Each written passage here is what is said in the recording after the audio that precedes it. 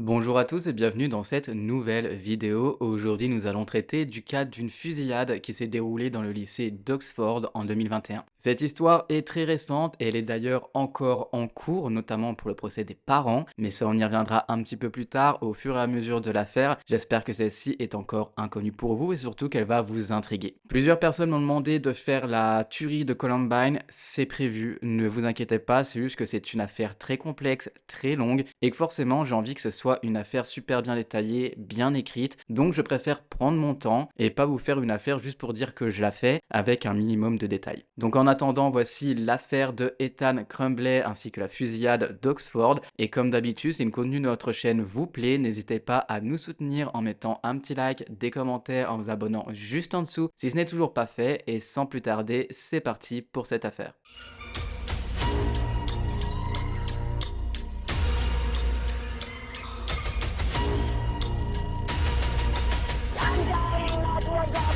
Irving Fire Department. Name, are you still there? Name, are you still there?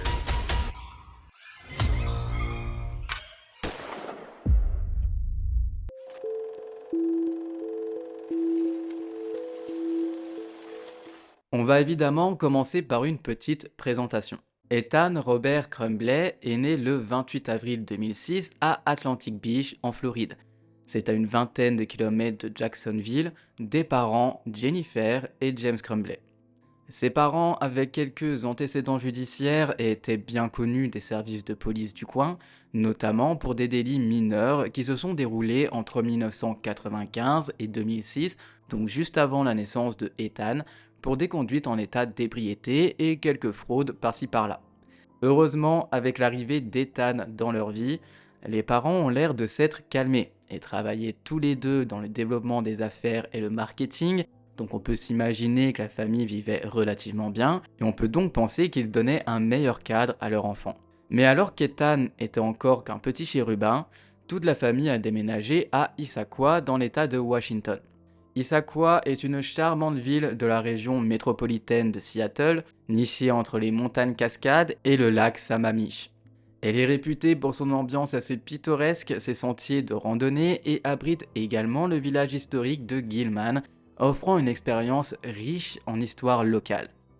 Issaquah est également connu pour son festival annuel du saumon, célébrant la migration des poissons dans la région. Bref, un endroit relativement sympa où il fait bon vivre pour toute la famille Crumbley. Pourtant, après quelques belles années passées dans l'état de Washington, c'est finalement dans le Michigan, en périphérie de Détroit, que la famille a déménagé durant l'année 2014. Toutefois, Ethan avait déjà été la cible de signalements à cause de ses parents, qui ne semblaient pas s'occuper énormément de lui. Une ancienne voisine a déclaré au magazine Detroit Free Press que peu de temps après le déménagement de la famille au Michigan, quelques années plus tard, en 2014 et 2015, les parents du garçon, Jennifer et James Crumbley, ont souvent laissé leur fils seul à la maison et sans téléphone alors qu'il fréquentait les bars du centre-ville de La Corione. Donc 2014-2015, l'enfant avait moins de 10 ans, effectivement, le laisser seul à la maison pendant de longues heures sans même de téléphone portable pour prévenir s'il y avait un problème, c'est quand même très limite. La voisine est devenue si inquiète pour l'enfant qu'elle a déposé une plainte anonyme par téléphone auprès des services de protection de l'enfance, mais elle n'a jamais su si des mesures ont été prises ou non, et visiblement pas du tout. Les années sont passées et la famille a finalement déménagé à Oxford, toujours dans le Michigan, au début de l'année 2021. Oxford est une ville connue pour sa tranquillité et sa beauté naturelle. Située au nord-ouest de Détroit, cette ville offre un cadre charmant avec des parcs verdoyants et des petites boutiques locales. Et surtout, on s'y sent beaucoup plus en sécurité qu'au centre-ville de Détroit. Dès le mois de mars 2021, Ethan a commencé à envoyer à sa mère des textes décrits comme perturbants concernant son état d'esprit, qui comprenaient des allégations sur les démons et les fantômes à l'intérieur de la maison.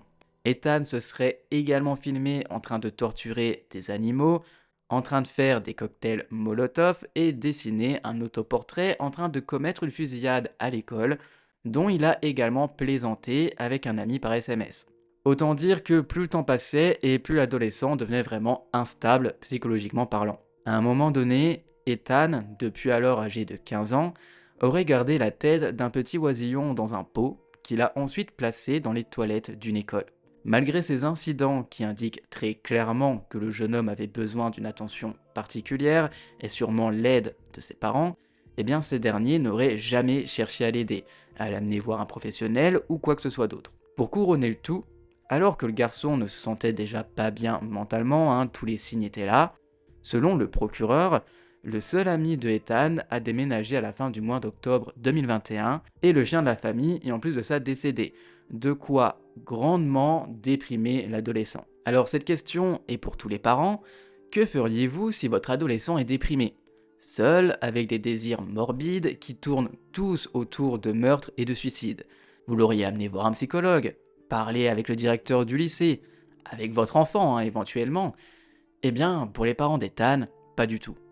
Jennifer et James, eux, ont plutôt choisi une toute autre méthode pour réconforter leur enfant. Lui offrir une arme à feu pour Noël. Et joyeux Noël Ethan, quelle merveilleuse idée! L'adolescent était avec son père au moment de l'achat de l'arme à feu, et il avait publié à ce sujet sur les réseaux sociaux un petit peu plus tard dans la journée, en disant qu'il avait enfin reçu son petit bébé, qu'elle était très belle son arme à feu et qu'il avait hâte de la tester. Message auquel sa propre mère, inconsciente des dangers que représentait son fils, a répondu en qualifiant l'arme à feu de nouveau cadeau de Noël et qu'elle avait hâte, elle aussi, de l'essayer au champ de tir avec son enfant. Un cadeau qui, je le précise, a été fait le 26 novembre 2021, soit quelques semaines avant Noël, et qui allait empêcher d'autres personnes de fêter ces fêtes avec leurs proches.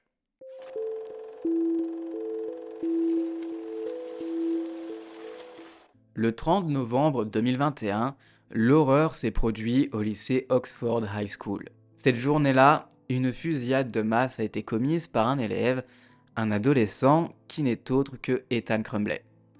Muni de son arme offerte par ses parents à peine 4 jours plus tôt, un semi-automatique de 9 mm, l'adolescent de 15 ans a assassiné 4 élèves et blessé 6 élèves ainsi qu'un professeur, donc le compte est à 7 blessés. Des images de surveillance ont montré Ethan entrer dans des toilettes, puis en sortir environ 1 minute plus tard avec son arme à la main.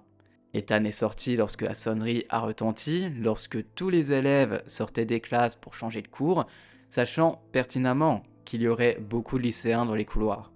À peine sorti des toilettes, l'adolescent a commencé à tirer dans le couloir où se trouvaient une centaine de lycéens.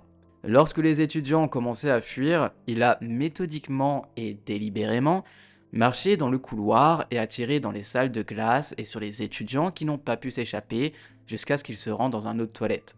Fort heureusement, la plupart des écoles des États-Unis étant tristement préparées aux éventuelles fusillades de masse, et bien grâce à la rapidité des étudiants et du personnel dès qu'ils ont entendu les premiers coups de feu, Ethan Crumbley n'a pu entrer dans aucune des salles de classe qui ont pu être verrouillées à temps.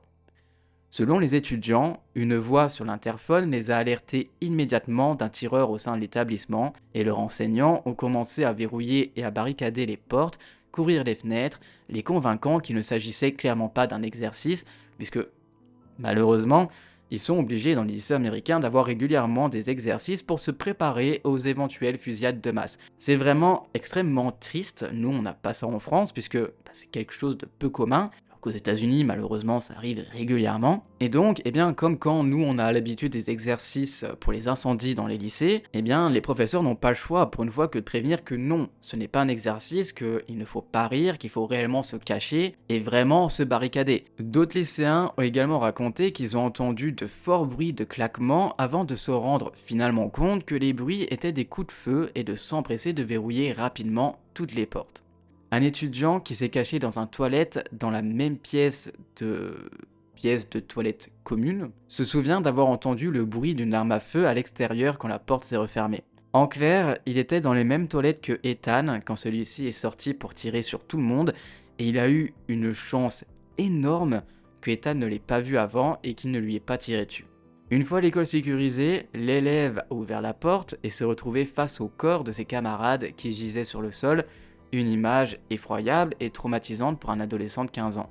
À 12h51, la police a commencé à recevoir le premier d'une série comprenant une centaine d'appels au sujet de la fusillade et se sont rendus immédiatement sur les lieux.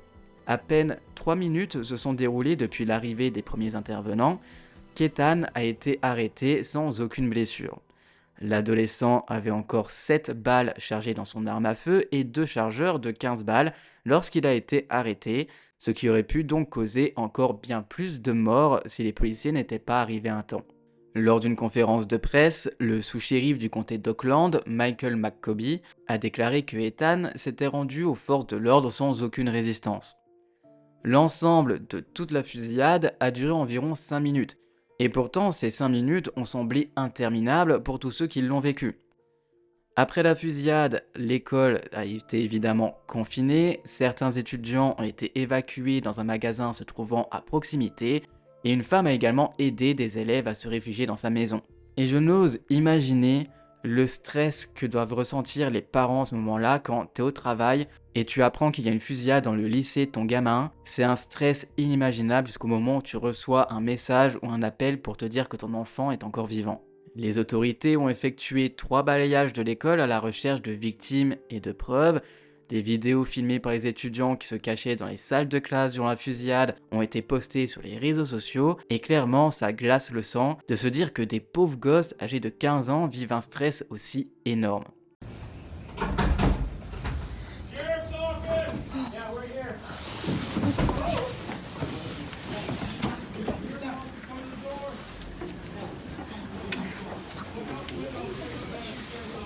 Yeah, we're here.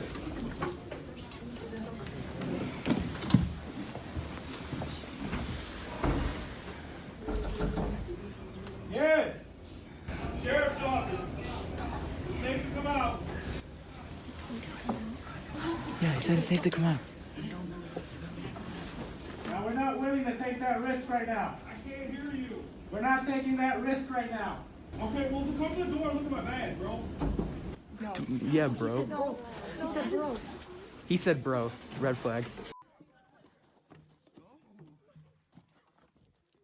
4 étudiants, Madison Baldwin, âgé de 17 ans, Tate Myre, âgé de 16 ans, qui a d'ailleurs tenté d'arrêter l'assassin, Anna San Juliana, âgée de 14 ans, ainsi que Justin Schilling, âgé de 17 ans, sont décédés à cause de cette fusillade. 6 autres lycéens ainsi qu'un enseignant ont été blessés et des centaines d'autres lycéens ont été traumatisés. Selon les douilles retrouvées sur place, au moins une centaine de coups de feu auraient été tirés ce jour-là par Ethan. Heureusement, il n'a pu tuer que 4 personnes, puisque vu le nombre de balles qui a été tirées, ça aurait pu être un carnage encore plus impressionnant. Rapidement, les policiers ont tenté de comprendre pourquoi cette tuerie avait eu lieu, ce qui avait poussé l'auteur à commettre un tel acte, et comment il avait eu son arme à feu alors qu'il était mineur. Les enquêteurs ont vite appris, d'après plusieurs élèves et parents, que beaucoup de rumeurs circulaient déjà à propos d'Ethan, qui menaçait notamment de tuer des élèves et affirmait vouloir tirer sur des lycéens. Des rumeurs concernant les menaces d'une fusillade de masse à l'école circulaient avant que l'accident ne se produise, ce qui avait incité certains élèves à rester à la maison le jour de la fusillade, une décision qui leur a clairement sauvé la vie ce jour-là. Les autorités de l'école, qui avaient été mis largement au courant des agissements du jeune homme, n'avaient réussi à rencontrer les parents d'Ethan que 2 fois. Ce n'est pas réellement de leur faute. Ils ont vraiment cherché à contacter et rencontrer ses parents. Ils étaient autant inquiets pour Ethan que pour la sécurité des autres lycéens ainsi que de la leur. Mais c'est les parents de l'adolescent qui posaient problème, puisqu'ils s'en foutaient complètement de leur fils et de ce qu'il pouvait bien manigancer. Au point où, lorsque le directeur a déclaré au téléphone à Jennifer, la mère d'Ethan, qu'ils avaient trouvé un plan de leur fils pour une fusillade, elle a rigolé en leur disant qu'ils n'ont qu'à apprendre à se protéger. Vous voyez un petit peu le niveau d'indifférence et de désintérêt complet de la part de ses parents envers leur enfant, ils sont complètement irresponsables. Le lendemain de la tuerie, les parents ont tenté de fuir vers le Canada, mais ont été arrêtés à Détroit, fort heureusement. Portés comme responsables eux aussi de cette tuerie en ayant délibérément acheté une arme à feu à leur fils en ayant tout à fait conscience qu'il était un potentiel danger pour la société, James et Jennifer ont été inculpés pour homicide involontaire et sont détenus en attendant leur procès.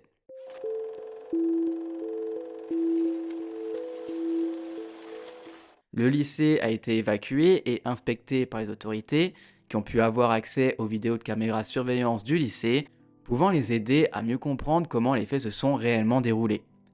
Les enquêteurs ont déclaré aux journalistes que les caméras montraient une partie de la fusillade et que Ethan avait l'intention claire de tuer d'autres étudiants, disant qu'il avait tiré à travers des portes barricadées et qu'il visait exclusivement la tête et la poitrine des victimes à portée de près pour être sûr et certain qu'en tirant dessus, ils allaient mourir. Un mandat de perquisition a également été exécuté à la maison de la famille Crumbley, où un téléphone portable, un journal, plusieurs armes à feu et d'autres articles ont été saisis dans le cadre de l'enquête sur la fusillade et les messages précédents de Ethan sur les réseaux sociaux qui disaient clairement ses intentions de vouloir tuer des élèves. Le téléphone portable de l'adolescent contenait 2 vidéos de lui-même qui ont toutes deux été filmées la veille de la fusillade et dans lesquelles il a prétendument parlé de tirer et de tuer des élèves à l'école dès le lendemain.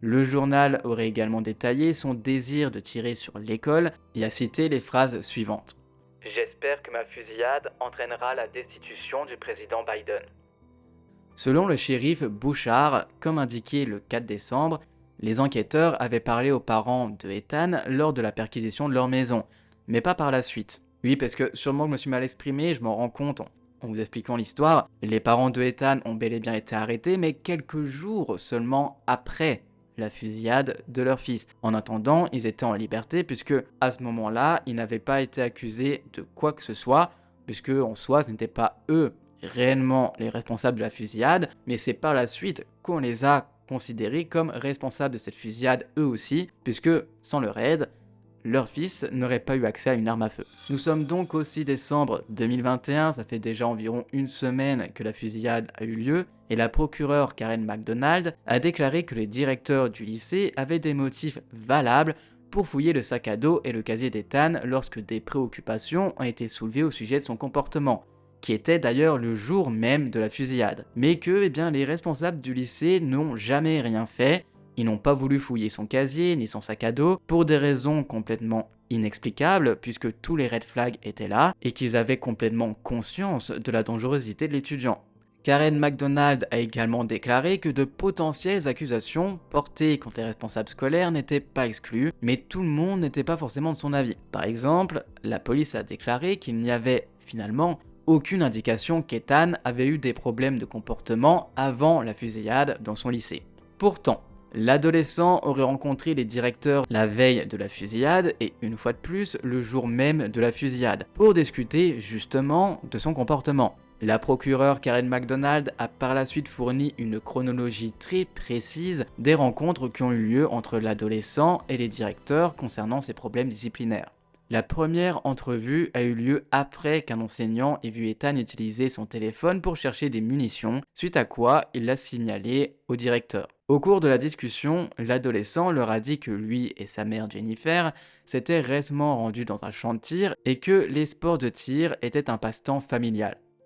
Les responsables de l'école ont laissé un message vocal et un email à sa mère pour vérifier ses dires, mais elle n'a jamais répondu ni à l'appel téléphonique ni au mail. Toutefois, elle a tout de même, par la suite, envoyé un SMS à Ethan après avoir vu ce fameux mail en lui disant « Lol, je ne suis pas en colère contre toi, tu dois apprendre à ne pas te faire attraper. » Alors, je sais que n'ayant pas d'enfants, je n'ai pas jugé les parents sur leur façon d'éduquer les leurs. Mais tout de même, je ne suis pas certain qu'en termes d'éducation, Jennifer Crumbley soit la meilleure des mamans. Conseiller ce genre de choses à son enfant n'est certainement pas une chose à faire. Quoi qu'il en soit, la deuxième entrevue entre les directeurs et Ethan a eu lieu le jour même de la fusillade, après qu'un autre enseignant ait trouvé un dessin jugé violent sur la table de Ethan, un dessin qui a d'ailleurs été décrit de la sorte par la procureure elle-même lors d'une conférence de presse. C'était un dessin d'une arme de poing semi-automatique pointant vers les mots « Les pensées ne s'arrêteront pas, aidez-moi ». À un autre endroit de la page, il y avait un dessin d'une balle avec les mots suivants écrits juste au-dessus « Sang partout ». Entre le dessin du pistolet et la balle se trouvait un autre dessin d'une personne qui semble avoir été abattue à 2 reprises et qui perd énormément de sang. En dessous se trouve un autre dessin d'un emoji qui rigole, et on peut également lire les phrases « Ma vie est inutile, le monde est mort ». Bon, clairement c'est le genre de dessin hyper glauques dont vraiment on peut se méfier et s'inquiéter quant à l'état mental de l'adolescent. L'enseignant qui avait trouvé ce dessin l'a immédiatement pris en photo et a été en informer les directeurs. Ethan Crumbley a été convoqué une nouvelle fois au bureau d'un conseiller d'orientation où le personnel de l'école a téléphoné aux parents de ce dernier, leur demandant de venir immédiatement au lycée afin de se réunir au sujet de leur fils. Selon le surintendant, en attendant l'arrivée de ses parents, les conseillers scolaires n'observaient aucun comportement de Ethan qui pourrait leur indiquer qu'il pourrait nuire aux autres, du moins dans la journée. À leur arrivée, les parents de l'adolescent ont vu le dessin et l'équipe pédagogique leur a demandé de prendre rendez-vous immédiatement avec un psychologue pour leur fils dans les 48 heures. Si les parents refusaient de prendre les mesures nécessaires pour aider Ethan, ils appelleraient eux-mêmes les services d'aide à l'enfance, considérant que cet adolescent était complètement négligé au sein de la famille. Bien que les professeurs voulaient que Ethan rentre chez lui pour la journée, ses parents ont complètement résisté à l'idée que ce dernier rentre à la maison pour la journée et n'ont pas non plus informé les responsables de l'école qu'ils avaient récemment acheté une arme à feu à ce dernier. Selon la procureure Karen MacDonald, au moment de cette réunion, Ethan avait déjà placé l'arme qu'il devait utiliser dans la fusillade quelque part sur le terrain de l'école. Peu de temps après cette dernière entrevue le concernant, Ethan a commis la fusillade, il était 12h50.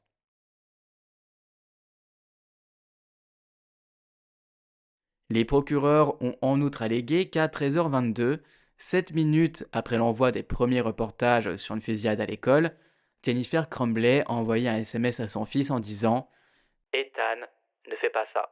Donc, Memel, en entendant parler de cette fusillade, elle savait très bien que ce dernier allait commettre quelque chose d'insensé, d'immonde, de criminel, et pourtant elle l'a laissé faire.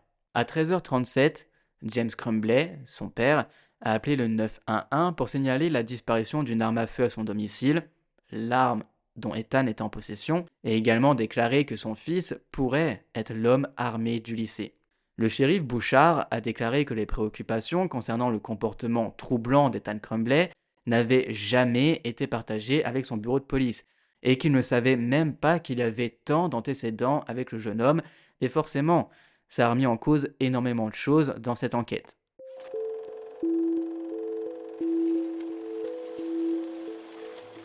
Ethan Richard Crumbley a été accusé d'homicide et de tentative d'homicide peu de temps après son arrestation pour permettre la poursuite de la garde à vue, mais il n'a pas été immédiatement accusé à l'âge adulte. En effet, Ethan était âgé de 15 ans, donc techniquement, il devrait être jugé comme un mineur.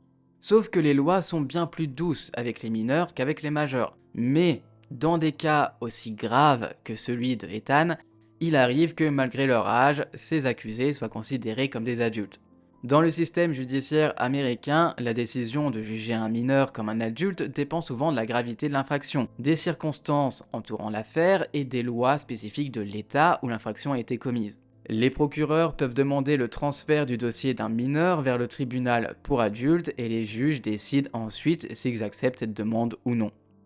Les facteurs qui peuvent être pris en compte incluent la nature de l'infraction, l'âge du mineur, son passé criminel, son comportement pendant l'infraction et la possibilité ou non de réhabilitation par la suite. Dans certains cas graves, comme les crimes violents, les tribunaux peuvent être plus enclins à juger un mineur comme un adulte. Le 1er décembre, Ethan a été accusé de terrorisme causant la mort, de meurtre au premier degré, de voies de fait avec intention de meurtre, et de possession d'une arme à feu lors de la commission d'un crime, avec la possibilité, bien sûr, que d'autres accusations soient ajoutées au fur et à mesure que l'enquête se poursuivrait. Selon l'Associated Press, il s'agissait de la première fois dans l'histoire des États-Unis qu'une accusation de terrorisme était déposée en relation avec un incident de fusillade dans une école.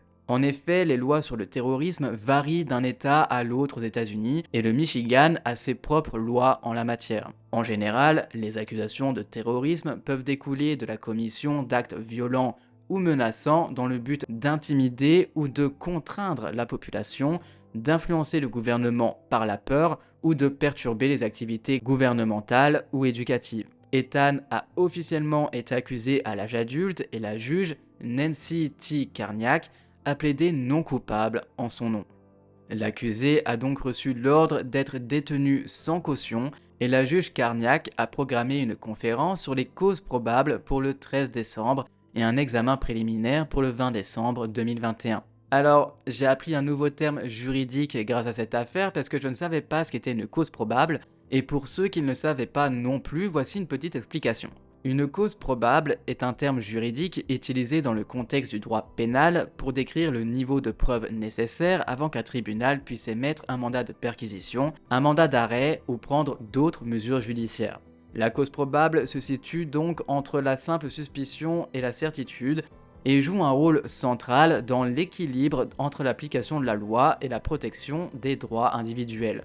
Ethan Crumbley a eu un avocat commis d'office par le tribunal après que ses parents embauchaient des avocats pour eux-mêmes, mais ne l'ont pas fait pour leur fils. Décidément, jusqu'au bout, ses parents ne sont clairement pas des parents. Puisque si déjà ils n'ont absolument rien fait pour l'aider alors qu'ils voyaient très bien que Ethan avait des problèmes psychologiques et qu'il allait à tout moment péter les plombs, la moindre des choses c'est au moins de lui offrir un avocat pour qu'il puisse à minima se défendre, même si ce qu'il a fait reste tout de même indéfendable. Lors de la conférence sur la cause probable de l'accusé qui a eu lieu le 13 décembre, la juge Carniac a reporté le prochain examen préliminaire au 7 janvier 2022 afin de permettre au procureur d'examiner les preuves, mais contre toute attente, Ethan Crumbley a renoncé à l'audience de cause probable et a été directement condamné à subir un procès. Le 21 janvier 2022, l'accusé a annoncé qu'il plaiderait la folie par le biais d'un dépôt judiciaire déposé par ses avocats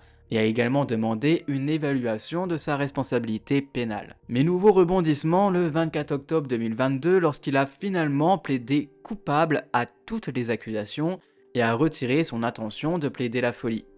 Il a également admis lors de l'interrogatoire ce jour-là qu'il avait utilisé son propre argent pour acheter l'arme à feu, son fameux cadeau de Noël, et a affirmé que l'arme n'était pas enfermée comme prévu par ses parents le jour de la fusillade.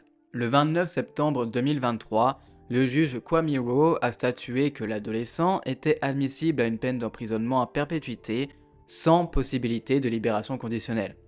Dans sa décision, le juge a déclaré que si la jeunesse et les difficultés d'Ethan à la maison étaient des facteurs atténuants, il ne l'emportait pas sur la gravité de son crime. Il a également souligné que l'obsession de l'accusé pour la violence avait persisté pendant son séjour en prison, citant un incident dans lequel ce dernier a accédé à du matériel violent en ligne à l'aide d'une tablette piratée. En tant que mineur, Ethan avait droit à une audience dans le cadre d'un US Decision de la Cour suprême dans l'affaire Myler, Alabama, pour déterminer s'il serait admissible à la libération conditionnelle après avoir purgé au moins 25 ans de prison. Pour le contexte, l'affaire Myler C. Alabama est une décision importante de la Cour suprême des États-Unis qui avait été rendue en 2012, où la question centrale était de savoir si l'imposition automatique de la réclusion en perpétuité sans possibilité de libération conditionnelle à des mineurs, même dans des cas de meurtre, constituait une violation de la prohibition contre les peines cruelles et inhabituelles, telle que garantie par le 8e amendement de la Constitution américaine. La décision de la Cour dans l'affaire Myler a établi que les tribunaux devaient procéder à une évaluation individualisée des mineurs accusés de meurtre avant d'imposer une peine à réclusion à perpétuité sans libération conditionnelle. Cette décision a eu évidemment des implications importantes pour le traitement judiciaire des mineurs délinquants aux États-Unis, soulignant la nécessité de prendre en compte la jeunesse et l'impressionnabilité des accusés lors de l'imposition des peines. Sa défense a exhorté le juge à lui donner une chance de changer de vie et de devenir éligible à une libération conditionnelle. Une tutrice désignée par le tribunal a d'ailleurs déclaré ceci concernant Ethan Crumbley. « Il y a des jours où j'ai passé plus de 3 heures dans cette cellule à lui parler, sans même m'en rendre compte. Sa vie est récupérable. » Son avocate a déclaré que l'adolescent s'était amélioré grâce aux médicaments et aux soins de santé mentale. Selon elle, il a des remords. Il a réussi à repousser les voix et les pensées sombres qu'il avait dans sa tête. Mais ces déclarations de la part de cette avocate ont été en vain. Malgré tout, ça n'a rien changé à sa peine. Ethan Crumbley a été condamné à la prison à perpétuité sans possibilité de libération conditionnelle le 9 décembre 2023. Juste avant la détermination de sa peine, l'accusé s'est excusé auprès de la salle d'audience et a déclaré qu'il était sincèrement désolé pour tout ce qu'il avait commis et qu'il était vraiment plein de remords. Évidemment, l'affaire ne s'arrête pas là, puisque je vous rappelle que ses parents ont également été mis en cause et accusés d'homicide involontaire. Après avoir annoncé les accusations portées contre Ethan Crumbley, la procureure Karen McDonald avait déclaré aux journalistes que son bureau envisageait également des accusations criminelles contre les parents du tireur, Jennifer et James Crumbley, dans le cadre de cette fusillade. Elle a déclaré que la possession responsable d'armes à feu était cruciale pour mettre fin aux tragédies et que ceux qui sont irresponsables avec leurs armes à feu devraient être tenus responsables. Le 3 décembre 2021, Karen McDonald avait tenu une conférence de presse au cours de laquelle elle avait annoncé que les deux parents étaient officiellement accusés de 4 chefs d'accusation d'homicide involontaire pour leur incapacité à gérer l'arme à feu que Ethan a utilisée dans la fusillade. C'est un cas extrêmement rare où des parents sont inculpés en relation avec une fusillade à l'école causée par leur enfant. Mais évidemment, cette annonce par la procureure avait été faite publiquement sans même que les parents Crumbley étaient au courant qu'ils allaient être accusés. Donc, après l'annonce des accusations contre Jennifer et James, une alerte a dû être émise à peine quelques heures plus tard par les autorités de l'État, car le couple avait quitté la région du canton d'Oxford. Après avoir retiré 4 000 $, éteint leur téléphone et pris la fuite, c'est toute la police qui était à leur trousse pour mettre la main dessus. Alors que si la procureure, ou je la vise elle puisque c'est elle qui a fait la déclaration, mais si en règle générale les procureurs et les policiers n'allaient pas avertir les journalistes de l'accusation de certaines personnes avant que ces mêmes personnes ne soient arrêtées, accusées et mises au courant de leur accusation, peut-être qu'il y aurait moins de personnes qui prendraient la fuite. C'est une suggestion comme une autre. Arrêter les gens avant de signaler à toute la population que ces personnes vont être accusées dans la journée. Pour moi, ça me semble plus logique de le faire de cette manière. Bon, alors heureusement, ils ont fini par être retrouvés après avoir été cachés par des personnes qui, selon eux, ne savaient pas que le couple était recherché, et suite à quoi, après leur arrestation, Jennifer et James Crumbley ont été mis en accusation le matin du 4 décembre, où ils ont plaidé non coupables et ont fait face à une caution de 500 000 $ chacun, qui a été fixée si jamais ils voulaient sortir de prison en attendant leur procès. Les procureurs fédéraux ont commencé à enquêter sur la violation des lois fédérales lorsque James Crumbley a acheté une arme à feu pour son fils. Au début de cette année 2024, le juge dans leur affaire a statué que Jennifer et James se feraient droit à des procès séparés, dont le premier devait commencer le 23 janvier 2024, et on attend encore des nouvelles à jour. Et je suis super content, ça peut paraître bête, mais voilà, c'est ma petite fierté personnelle dans mon travail, parce que quand j'ai regardé des nouvelles de l'affaire pour être le plus à jour possible, c'était hier jeudi à 12h30, et l'article avait été mis à 12h17, donc voilà, c'est ma petite fierté, je suis vraiment au goût du jour dans cette affaire au moment où je la filme. Donc concernant le couple aux dernières nouvelles, Jennifer, âgée de 45 ans, et James de 47 ans, seront donc officiellement jugés séparément le mois prochain en février de 4 chefs d'homicide involontaire. Les avocats de Jennifer ont déclaré qu'elle n'aurait pas pu prévoir que son fils commettrait une fusillade dans une école et que l'arme avait été placée en lieu sûr à la maison, et ont donc demandé au juge Cheryl Matthews d'obliger son fils à témoigner selon les documents déposés cette semaine auprès du tribunal de Pontiac dans le Michigan par son avocat Shannon Smith. Mais voilà, les avocats qui représentent Ethan, qui actuellement fait appel de sa condamnation à perpétuité qu'il a reçue le 23 décembre précédent en 2023, s'opposent à toute ordonnance qui l'obligerait à témoigner et affirment qu'ils lui conseilleront d'invoquer son droit de garder le silence si jamais il est appelé à le faire. Donc, Ethan, sauf changement d'ici là, ne témoignera pas au procès de ses parents. Selon Maître Horvitz, il est important de responsabiliser davantage les parents lorsque cela s'avère nécessaire, étant donné que des études menées par le ministère américain de la Sécurité intérieure ont montré ce chiffre affolant qu'environ 75% des auteurs de fusillades dans les lycées ont obtenu leur arme à feu à leur domicile familial. C'est un chiffre impressionnant, qui est littéralement horrible, qui fait froid dans le dos, et qui montre à quel point les Américains, puisque c'est en Amérique, devraient se responsabiliser à propos des armes à feu. Et ça montre à quel point c'est complètement irresponsable de donner des armes à feu à un gosse, Alors je sais que c'est dans la culture américaine, que là-bas ils ont vraiment la culture des armes à feu, pour eux c'est tout à fait normal qu'un enfant naisse avec une arme à feu dans les mains, mais de notre culture en France, c'est vraiment choquant. J'espère sincèrement que ce procès contre les Crumblay vont donner une bonne leçon et vont apprendre aux Américains à se responsabiliser un peu plus sur leur façon de faire circuler les armes à feu. En tout cas, s'ils sont reconnus coupables, les Crumblay risquent chacun jusqu'à 15 ans de prison et une amende de 7 500 $ pour chaque accusation. Donc s'ils sont reconnus pour 15 ans de prison pour chaque homicide involontaire, ça fait quand même un total d'une 60aine d'années derrière les prisons. Mais l'affaire contre les Crumblay est encore bien plus complexe, car les procureurs du comté d'Oakland devront convaincre un jury que chaque parent a joué un rôle individuels dans les décès et qu'ils étaient le résultat d'une négligence illégale, même si aucun des deux parents n'avait l'intention de laisser leur fils tuer d'autres élèves.